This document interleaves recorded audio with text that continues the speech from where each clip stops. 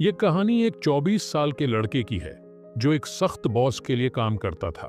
उसके माता पिता की मृत्यु बचपन में ही हो चुकी थी, इसीलिए उसका कोई परिवार नहीं था और उसकी जिंदगी में काफी मुश्किलें थी। हर दिन वह थोड़ा सा पैसा कमाता, घर आता, खाना बनाता, खाता और सो जाता। एक रात उसने 4 रोटियां और कुछ सब्जी बनाई, लेकिन जब वह हाथ धोकर लौटा तो एक रोटी गायब थी। उसे यह अजीब लगा, लेकिन उसने इसे नजरअंदाज कर दिया। अगले दिन फिर वही हुआ। तीसरे दिन उसने सतर्क रहने का फैसला किया और उसने चोर को पकड़ लिया। वो एक बड़ा मोटा चूहा था। लड़के ने चूहे को पकड़ लिया, लेकिन उसकी हैरानी का ठिकाना नहीं रहा जब चूहे ने कहा, भाई मुझे क्यों रोक रहे हो? मैं तो बस अपने भाग्य का हिस्सा ले रहा हूं, कृपया मुझे मेरी रोटी खाने दो। लड़के ने कहा, मेरे पास खाने के लिए मुश्किल से ही कुछ होता है। रोटियां बनाता हूं ताकि अपना पेट भर सकूं, और तुम हर दिन मेरी एक रोटी चुरा लेते हो। मेरी जिंदगी पहले से ही बहुत कठिन है। चूहे ने कहा, मुझे एक ऐसे व्यक्ति के बारे में पता है जो तुम्हारी मदद कर सकता है। वह तुम्हारे सभी सवालों का जवाब देगा और तुम्हारे जीवन का मार्गदर्शन भी करेगा। लड़के ने पूछा, वो कौन है? चूहे ने जवाब दिया, वह हैं गौतम बुद्ध। उनके आश्रम में जाओ, वे तुम्हें रास्ता दिखाएंगे। लड़के ने चूहे की बात मान ली। उसने काम से 5 दिन की छुट्टी ली और अपनी यात्रा शुरू की। पहली रात वह एक बड़े महल के पास पहुंचा और वहां रुकने की अनुमति मांगी। महल के मालिक ने पूछा, बेटा तुम कहां जा रहे हो? लड़के ने जवाब दिया, मैं गौतम बुद्ध के आश्रम जा रहा हूं। मालिक ने कहा, बहुत बढ़िया, क्या तुम उनके पास जाकर एक सवाल पूछ सकते हो? मेरी बेटी पिछले 20 सालों से एक शब्द भी नहीं बोली है, कृपया उनसे पूछना कि वह कब बोलेगी। लड़के ने हां कर दिया और अपनी यात्रा जारी रखी। अगले दिन उसे बर्फीले पहाड़ों का सामना करना पड़ा। रास्ता खतरनाक था और उसे समझ नहीं आ रहा था कि कैसे आगे बढ़े। तभी उसने वहां एक जादूगर को ध्यान में लीन देखा। जादूगर ने पूछा, तुम कहां जा रहे हो? लड़के ने जवाब दिया, मैं गौतम बुद्ध के पास जा रहा हूं। जादूगर ने कहा, कृपया उनसे पूछना कि मैं 1000 सालों से ध्यान कर रहा हूं, लेकिन अभी तक मैं स्वर्ग नहीं जा पाया हूं। कृपया पूछना कि मुझे स्वर्ग कब मिलेगा। लड़के ने फिर से हां कर दिया। आगे बढ़ते हुए लड़का एक बड़ी नदी के किनारे पहुंचा। उसे समझ नहीं आ रहा था कि नदी कैसे पार करे। तभी वहां एक विशाल कछुआ दिखाई दिया। कछुए ने पूछा, तुम कहां जा रहे हो? लड़के ने जवाब दिया, मैं गौतम बुद्ध के पास जा रहा हूं। कछुए ने कहा, मैं इस नदी में 500 साल से हूं और एक ड्रैगन बनने की कोशिश कर रहा हूं। कृपया उनसे पूछना कि मैं कब ड्रैगन बनूंगा।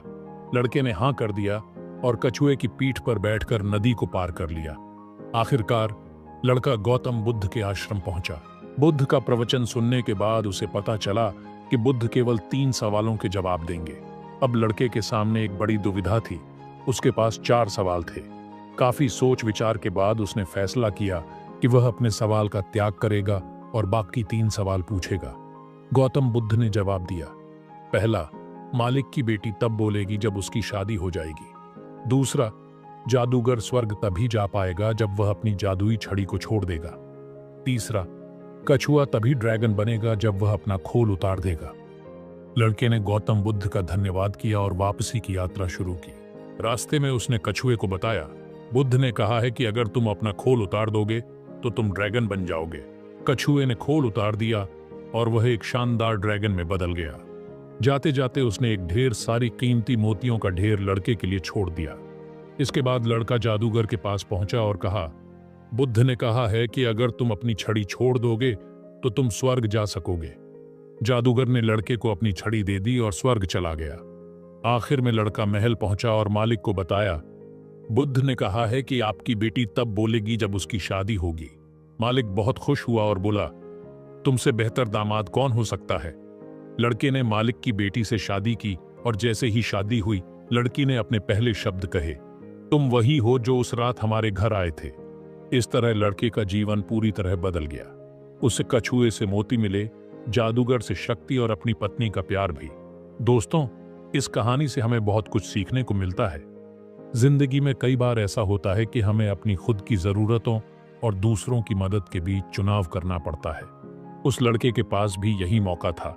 वो अपने सवाल पूछ सकता था, लेकिन उसने अपनी खुशी से पहले दूसरों की परेशानियों को हल करने का फैसला किया। अब सोचिए, अगर वो सिर्फ अपने सवाल का जवाब पूछता तो उसे शायद कुछ फायदा हो जाता, लेकिन 3 लोगों की मुश्किलें वैसी की वैसी रह जाती। उसकी निस्वार्थ सोच ने न सिर्फ दूसरों की जिंदगी बदल दी, बल्कि खुद उसकी जिंदगी भी पूरी तरह बदल गई। इससे हमें एक सीधी सी बात समझ में आती है, जब हम अपने फायदों के बारे में कम और दूसरों की भलाई के बारे में ज्यादा सोचते हैं, तो जिंदगी हमें उसकी भरपूर कीमत देती है। इसका मतलब ये नहीं कि हमें हमेशा अपनी जरूरतें भूल जानी चाहिए, लेकिन जब भी मौका मिले किसी की मदद करने का फैसला करना हमें कहीं ज्यादा खुशियां और सफलता दे सकता है। तो अगली बार जब आपके सामने ऐसा मौका आए, याद रखिए, निस्वार्थता सिर्फ दूसरों के लिए नहीं, बल्कि आपके अपने लिए भी फायदेमंद होती है। क्योंकि जब आप किसी की मदद करते हैं, तो कहीं ना कहीं जिंदगी आपकी मदद के लिए भी कोई रास्ता खोल देती है।